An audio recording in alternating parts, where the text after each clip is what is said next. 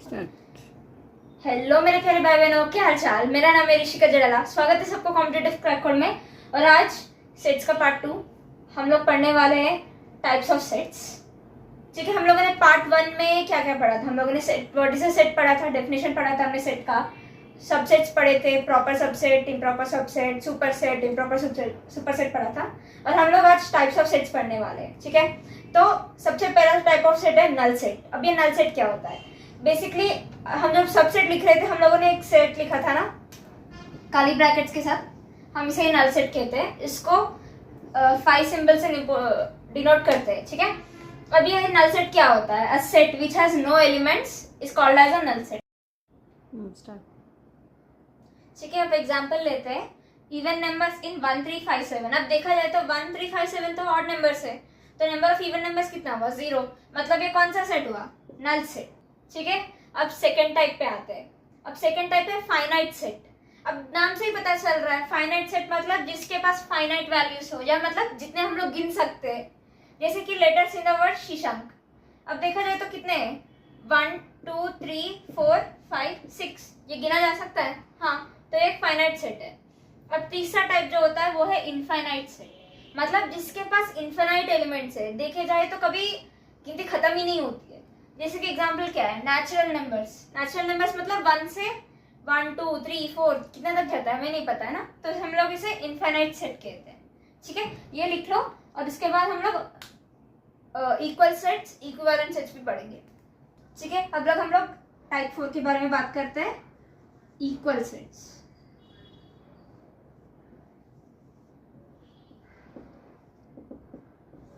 एक एग्जांपल लेते हैं, अब उसके बाद हम लोग डेफिनेशन के बारे में जानेंगे। ठीक है, एक सेट है यार ए, जिसमें एलिमेंट्स है ए बी और सी।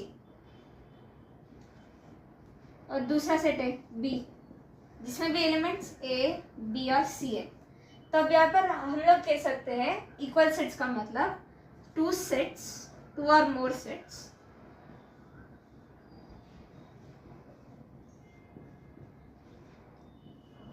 which have the same elements.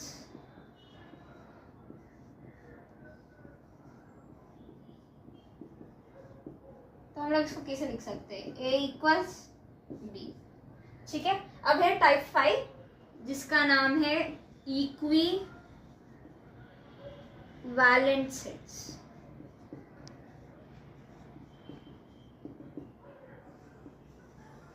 अब ये इक्विवेलेंट सेट्स क्या होता है? एक और एग्जांपल के साथ ही बता देती हूँ मैं, इसका भी डेफिनेशन बहुत आसानी है। ले लेते हैं एक सेट सी, जिसमें एलिमेंट्स है 1 2 और 3, और एक और सेट डी, ठीक है, जिसमें एलिमेंट्स है एक्स वाई एंड जेड। अगर देखा जाए तो इसमें भी 3 एलिमेंट्स है और इसमें भी तीन एलिमेंट्स है ना। तो एन ऑफ सी मतलब number of elements in C is equal to number of elements in D. But इस C equal to D, C तो डी इक्वल नहीं है, क्योंकि यहाँ पर एलिमेंट्स अलग है, यहाँ पर एलिमेंट्स अलग है। तो ऐसे सेट को हम लोग इक्विवेलेंट सेट कहते हैं, जहाँ पर number of elements in sets are equal but then elements, there exact elements are not equal. ठीक है, तो हम लोग यहाँ पर एक और स्टेटमेंट बता सकते हैं कि all equal sets are equivalent sets, but all equivalent sets need not to be equal sets. ठीक है, अब ये लिख लो। इसके बाद हम लोग पढ़ने वाले हैं सिंगलटन सेट के बारे में। चलो अब हम लोग पढ़ते हैं सिंगलटन सेट के बारे में। नाम में ही लिखा है, इसका डेफिनेशन देखो। सिंगल, सिंगल मतलब कौन? एक अकेला, है ना। तो अ set which has only one element is called a singleton set. अब इसका एग्जांपल भी ले लेते हैं, तुम्हारी मर्जी, कोई भी एक ऐसा सेट है ए, है ना। जैसे कि अगर तुम्हें लगता है कि स्टेटमेंट वाइज चाहिए, तो number of letters between C and D कितने? सिर्फ एक ही लेटर है, डी। ठीक है, ऐसे। अब ये लिख लो। इसके बाद हम लोग पढ़ने वाले डिसजॉइंट सेट्स के बारे में, पर उससे एक छोटा सा टॉपिक भी पढ़ना है। ठीक है, ये सब कुछ लिख लो, ठीक है। अब मैंने बोला था हम लोग डिसजॉइंट सेट के बारे में बात करेंगे, पर इससे हम लोग ये दोनों टॉपिक्स के बारे में बात कर लेते हैं। पहली चीज है यूनिवर्सल सेट, मतलब कोई ऐसा सेट जिसमें सारे एलिमेंट्स हो, मतलब तुम कोई भी एलिमेंट के बारे में सोच रहे हो तो वो ये सेट के अंदर ही होगा, ठीक है। अब यहाँ पर एक एग्जांपल के साथ बता देती हूँ, ठीक है। ये क्या है, अब यहाँ पर देखो हम लोगों के पास नंबर्स है ना, जैसे कि नेचुरल नंबर्स जो 1 से स्टार्ट होते हैं, होल नंबर्स जो 0 से स्टार्ट होते हैं, उसके बाद इंटीजर्स जो पॉजिटिव और नेगेटिव जाते हैं, और रेशनल नंबर्स जो p/q फॉर्म में होते हैं, इरेशनल नंबर्स जो ये फॉर्म में नहीं होते हैं, उसके बाद रेशनल्स और इरेशनल्स को हम लोग मिला के बोलते हैं रियल नंबर्स, ठीक है। और रियल नंबर्स के ऊपर क्या होता है, कॉम्प्लेक्स नंबर्स। अब कुछ लोगों को पता नहीं कॉम्प्लेक्स नंबर क्या है, तो मैं बता देती हूँ। कुछ भी नहीं है कॉम्प्लेक्स नंबर्स, मतलब अगर तुमने कभी क्वाड्रेटिक इक्वेशंस कभी भी सॉल्व किया होगा 10th में, तुम्हें पता चलेगा कि यार x² इक्वल टू -1 है, तो x equal to root of -1 आ रहा है, पर हमारे पास इसका एग्जैक्ट वैल्यू नहीं, इसीलिए हम लोग इसको i कहते हैं। i मतलब इमेजिनरी नंबर है ना। तो अगर कोई भी कॉम्प्लेक्स नंबर मतलब कोई ऐसा नंबर जो तुम a + ib फॉर्म में लिख पाओ, मतलब यहाँ पर a और b दोनों रियल नंबर्स है, पर ये उसमें एक इमेजिनरी नंबर भी होना चाहिए, ठीक है। अब यहाँ पर क्वेश्चन आता है कि आप लोगों ने तो बोला कि हर एक रियल नंबर कॉम्प्लेक्स नंबर है, ये कैसे हो सकता है ना। अगर देखो अब कोई भी रियल नंबर ले लो, मैं तो 3 ले लेती हूँ, ठीक है। क्या मैं 3 को 3 + 0i लिख सकती हूँ? अब देखा जाए तो 3 और 0 दोनों रियल नंबर है ना, तो every real number is also complex number, बस। अब यहाँ देखा जाए तो कॉम्प्लेक्स नंबर्स के बाद भी कोई नंबर हुआ होगा तो ये तुम्हें ये सेट में मिल जाएगा, यूनिवर्सल सेट कहते हैं इसे, ठीक है। तो हम लोग बात करते हैं वेन डायग्राम्स के बारे में, ठीक है।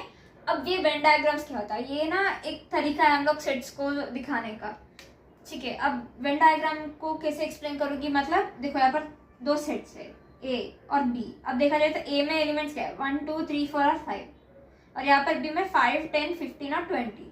अब हम लोगों ने एक बात की थी कि सेट्स में ऑर्डर हमेशा सेम रहता है, तो अगर तुम रिप्रेजेंट कर रहे हो तो 5 2 बार दिख रहा है, पर तुम्हें एक ही बार ही लिखना है।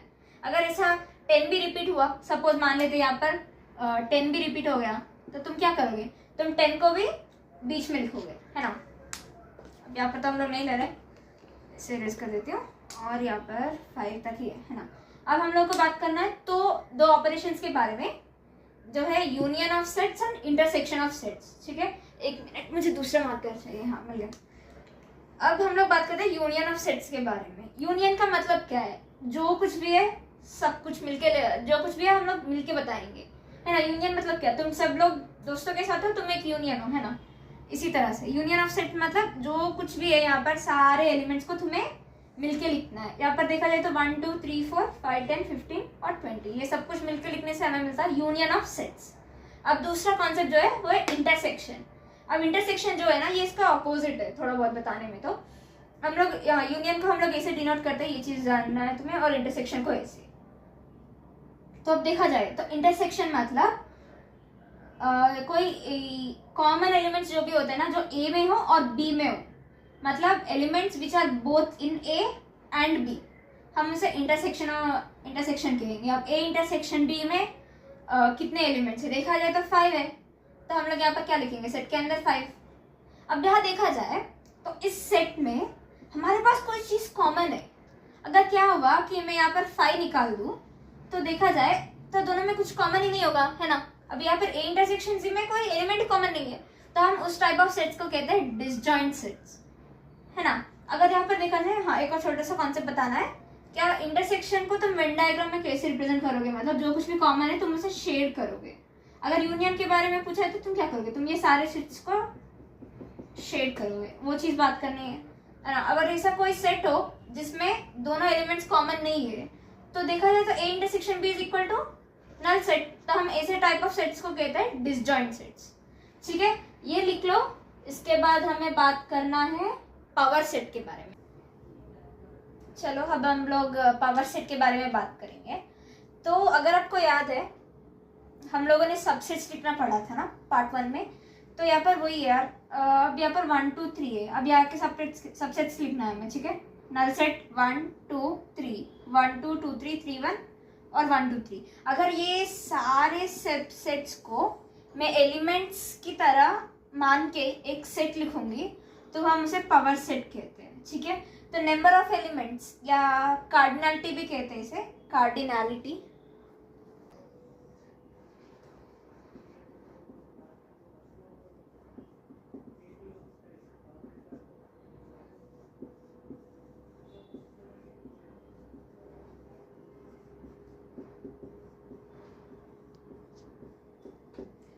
हाँ, number of elements in set को हम लोग कार्डिनलिटी कहते हैं। तो यहाँ पर पावर सेट में नंबर ऑफ एलिमेंट्स कितना होता है, मतलब 2 पावर n। अब यहाँ पर देखा जाए तो कितने एलिमेंट्स है, 1 2 3, तो नंबर ऑफ पावर सेट्स कितना हुआ, number of elements in a power set 8 हुआ। बस अगर मैंने पूछा कि power of a power set, तो तुम क्या करोगे, 2 होल्स, ये क्या होगा, ये होल स्क्वायर हो जाएगा ना, क्योंकि हम लोग यहाँ इसको बेस मान के ये पावर बनेगा, तो कितना हुआ 2 पावर 8। अब 2 पावर 8 मतलब 256। ठीक है, ये लिख लो। इसके बाद हम लोग कॉम्प्लीमेंट्री सेट पढ़ने वाले हैं। अब हम लोग पढ़ते हैं आज के लास्ट टॉपिक कॉम्प्लीमेंट्री सेट्स के बारे में। ठीक है, अब कॉम्प्लीमेंट्री सेट मतलब क्या है, बेसिकली मैं बताता हूँ यार, उल्टा सेट है यार, जो दिया उसका उल्टा लिखना है तुम्हें, या उसको छोड़ के क्या बचता है वो, है ना। तो यहाँ पर एक एग्जांपल ले लेते हैं, एक सेट है ए यार, जिसमें number of odd numbers actually sorry all the odd numbers which are more than 0 less than 10, है ना। तो कौन से नंबर से ए, अब देखा जाए तो 1 3 5 7 9, ये सारे ऑड नंबर्स है जो 0 से ज्यादा है या 10 से कम है ना।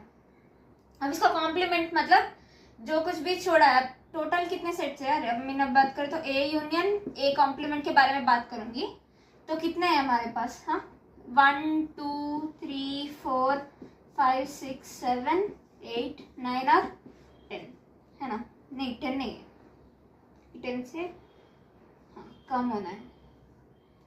तो अब देखा जाए हम लोगों ने 1 3 5 7 9 यूज कर लिया, तक जो कुछ भी बचा है वो सारे एलिमेंट्स कॉम्प्लीमेंट्री सेट में होते हैं। ठीक है, और दूसरी चीज जो तुम्हें जाननी है कि ए यूनियन ए कॉम्प्लीमेंट्री जो है उसका value equal to universal set होता है, और ए इंटरसेक्शन ए कॉम्प्लीमेंट्री जो होता है वो नल सेट के इक्वल होता है। अब देखा जाए यार, अब मैं इसमें वेन डायग्राम के साथ ही दिखा देती हूँ। ठीक है, ये यूनिवर्सल सेट है, यहाँ पर हमारा सेट ए है जिसमें 1 3 5 7 9 बचा है, और यहाँ पर सेट है ए कॉम्प्लीमेंट जिसमें 2 4 6 8 बचा है, कुछ भी कॉमन नहीं है ना। तो ये दोनों सेट्स क्या हुए, डिसजॉइंट सेट्स। हाँ, और एक और इम्पोर्टेंट स्टेटमेंट है जो तुम्हें याद रखना है कि all complementary sets are disjoint sets, but all disjoint sets need not to be complementary, है ना। हो सकता है अगर यहाँ पर देखा जाए तो 1 2 3 4 एक सेट है और दूसरा सेट है उसमें ए बी सी डी है, क्या ये कॉम्प्लीमेंट्री है, नहीं, पर क्या ये डिसजॉइंट है, हाँ, है ना। ठीक है, आज का टॉपिक यहाँ पे खत्म होता है। ठीक है, मिलते हैं बहुत जल्द। This is Rishika Jedala signing off now, चूजीस।